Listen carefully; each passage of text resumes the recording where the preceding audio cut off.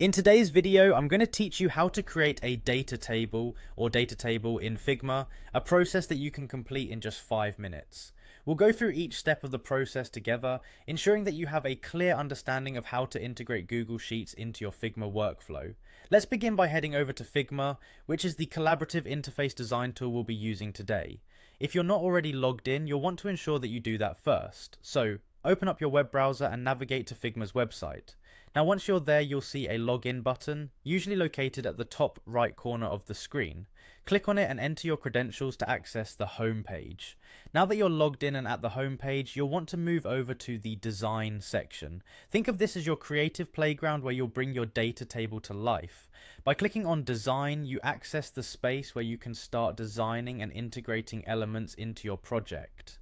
With your design space open, the next step is to locate the action option. This is found within the interface and allows you to input commands or search for functionalities that you want to integrate into your project. Now in the search bar that pops up, type in Google Sheet.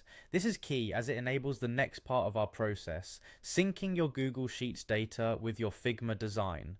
Once you have typed Google Sheet, you should see an option for Google Sheet Sync. Click on this option, and what this does is allows you to connect your data from Google Sheets directly into Figma, making the data easily accessible and manageable directly within your design tool. This is particularly useful for creating dynamic tables that can be regularly updated without the need for manual data entry every time. Now you'll want to click on Run. This action executes the sync process and pulls data from your specified Google Sheet into your Figma workspace. You will see the data populate as a table in Figma, and voila, you have your data table set up. This seamless integration between Google Sheets and Figma saves time and effort, allowing you more freedom to focus on the design aspects rather than manual data handling.